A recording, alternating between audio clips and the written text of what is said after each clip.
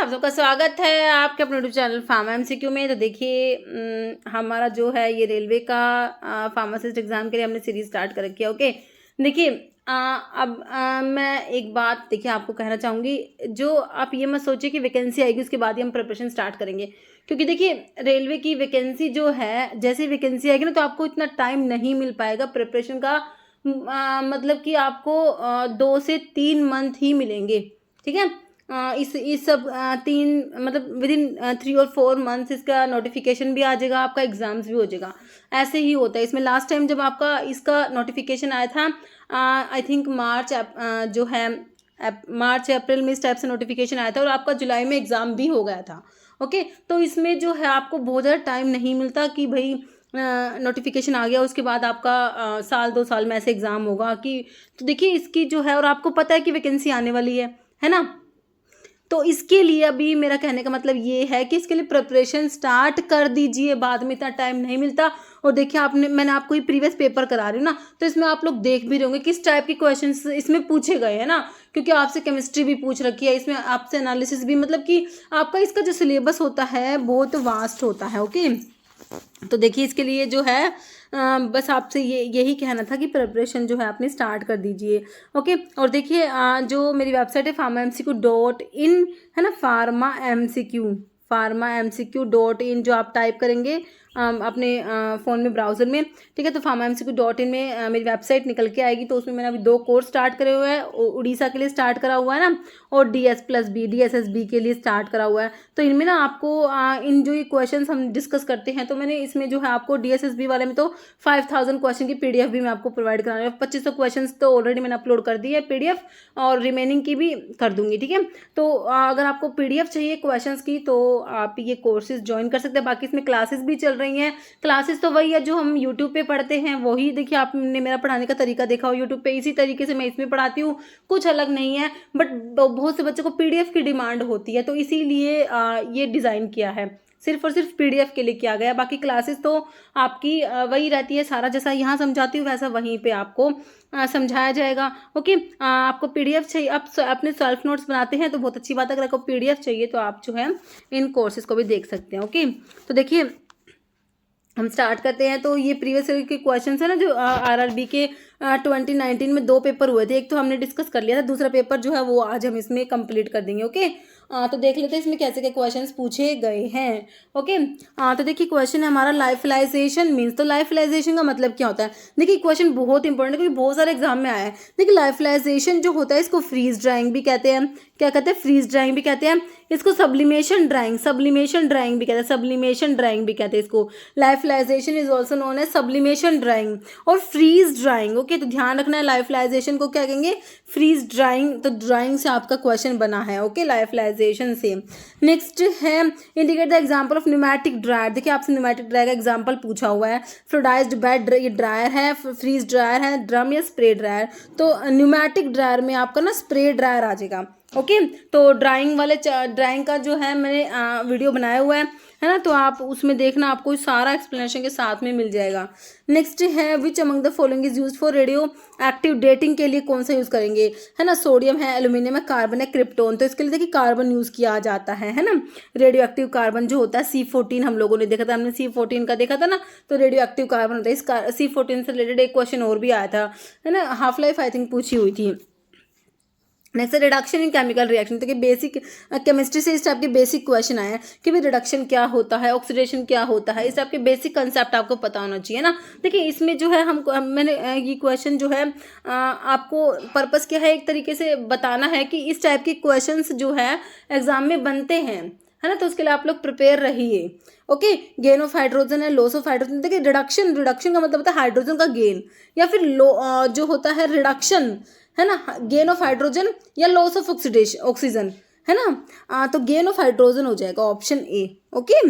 Next है which of the following is not a strongly activating ortho para director. देखिए ortho para directing group कौन से नहीं है ये पूछा हुआ है, ठीक है। तो इस टाइप के क्वेश्चन भी बनेंगे आपके, तो देख लीजिए आप ऑप्शन। तो इसका आंसर ना ये दिया हुआ ऑप्शन सी दिया OCH3। नेक्स्ट है which of the following is an autosomal dominant disorder. कौन सा है autosomal dominant disorder? Polycystic kidney disease, alkaptonuria, Wilson disease या थैलासेमिया। तो पॉलीसिस्टिक किडनी डिजीज आ जाएगा, autosomal dominant disorder.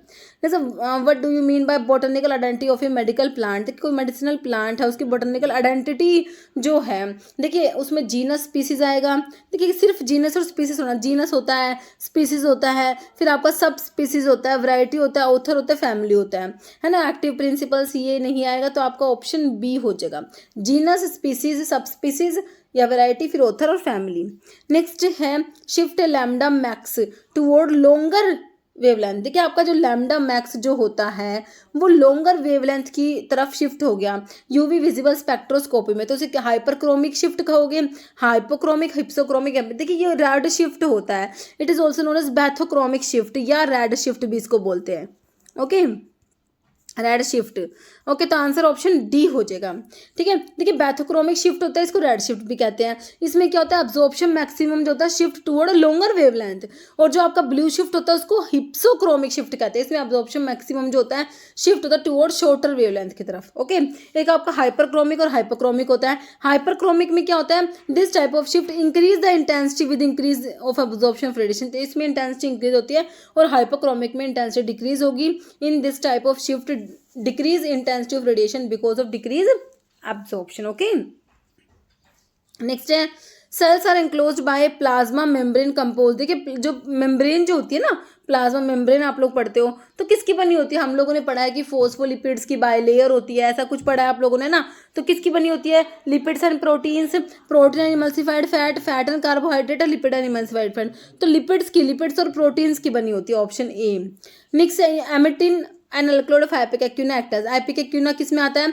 Isoquinoline alkaloids में आता है। किस में आता है? आइसोक्विनोलिन अल्कलॉइड्स जो आपके होते हैं उसमें आपका आइपिकेक्यूना आता है। आइपिकेक्यूना का सोर्स क्या है? सिफेलिस आइपिकेक्यूना जो लिखा हुआ है, सिफेलिस आइपिकेक्यूना। फैमिली क्या है? रूबिएसी, जो किसकी होती है? सिंकोना की होती है। और आई थिंक पेल कटेचु की फैमिली भी रूबिएसी है ना। और आपका जो सिंकोना जो क्विनोलिन अल्कलॉइड्स मतलब सिंकोना, उसकी फैमिली भी रूबिएसी है। और हमारे आइपिकेक की फैमिली भी रूबिएसी होती है।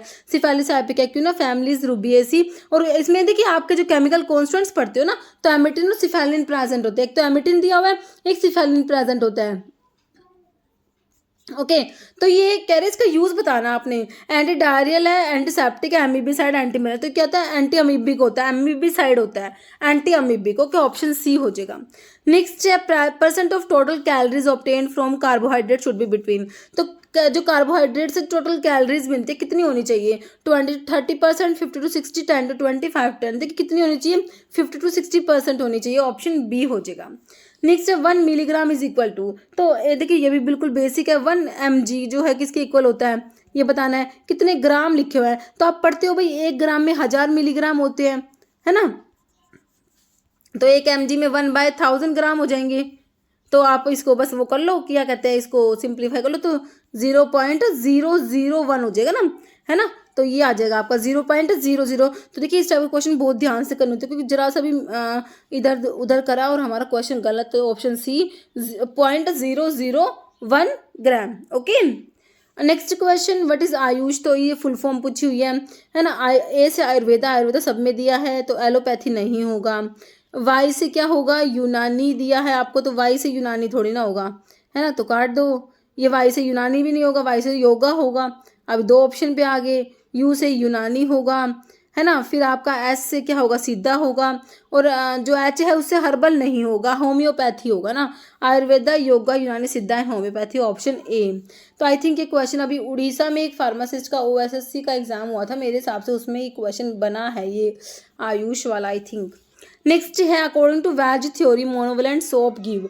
तो देखिए वेज थ्योरी जो होता है उसके अकॉर्डिंग जो आपके मोनोवेलेंट सोप होते हैं, जैसे कि हमारा सोडियम स्टेरेट हो गया, है ना।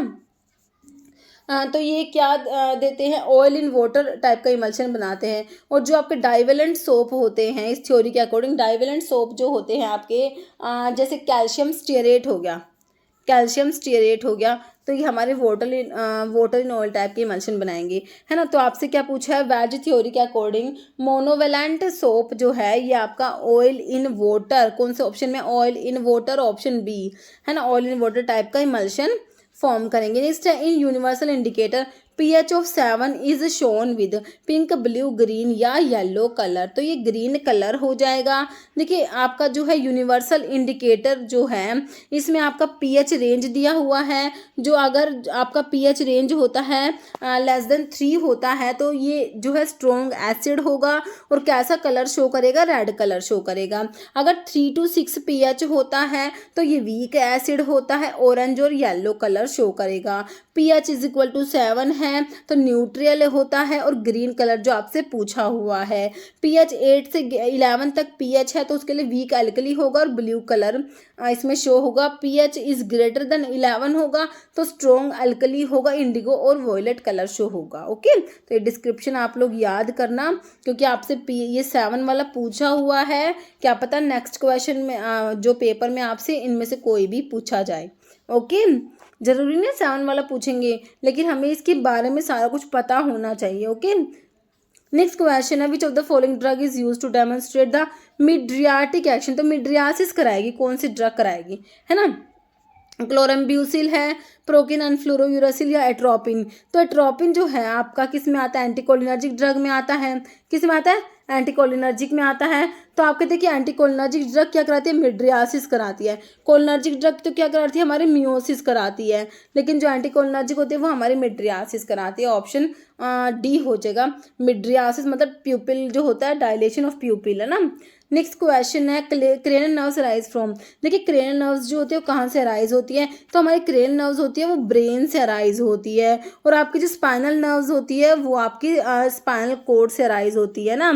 तो स्पाइनल नर्व्स 31 पेयर्स होती है, क्रेनियल नर्व्स 12 पेयर्स होती है। कौन कौन सी होती है 12 पेयर्स क्रेनियल नर्व्स, मैंने आपको बताया भैया, उपटा फगवा से, उपटा फगवा, है ना, फगवा, ये इसे हमने डिस्कस भी किया हुआ बहुत बार। ओके, तो क्रेनियल नर्व्स होते हैं 12 पेयर्स होती है, ये राइज होती है from brain. Option D right हो जाएगा।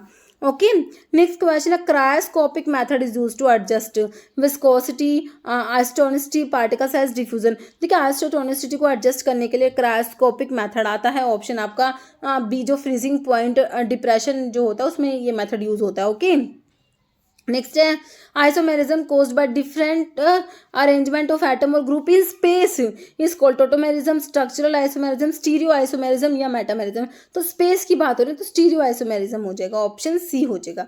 ओके, देखिए when isomerism is caused by different arrangement of atom और group in space phenomena is called stereo isomerism. Stereo isomers have the same, इनका स्ट्रक्चरल फॉर्मूला सेम होता है but differ in the spatial arrangement of atom और group in the molecule. Okay, next what is the diameter of large unilamellar vesicles. तो L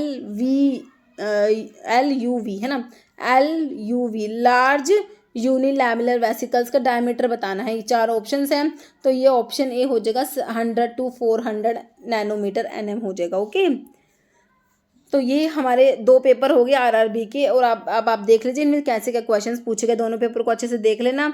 okay, तो अभी जो है एक क्वेश्चन जिसका आंसर हमेशा की तरह आप लोग देने वाले हैं। ओके, तो ये क्वेश्चन आपका क्या, emetine alkaloid of ipecacuanha act as anti diarrhoeal, antiseptic, amoebicide, anti malarial. Okay, तो मैं आपको फिर से बताना चाहूँगी जो मेरी वेबसाइट है pharmamcq.in, उस पर जो है मैंने 2 कोर्सेज स्टार्ट कर रखे हैं तो आप वो ज्वाइन कर सकते हैं। अगर आप चाहते हैं तो वेबसाइट को विजिट कर सकते हैं। ओके, बहुत से मॉक टेस्ट वगैरह भी उसमें मैंने प्रोवाइड कराया हुआ, आप उनको भी अटैम्प्ट कर सकते हैं। ओके, तो इस वीडियो में इतना ही। अगर आपको जो है वीडियो अच्छी लगी इसे लाइक करना, शेयर करना, चैनल पर नए हैं तो मेरा आप लोगों से रिक्वेस्ट है कि चैनल को प्लीज सब्सक्राइब जरूर करना। Okay, thank you.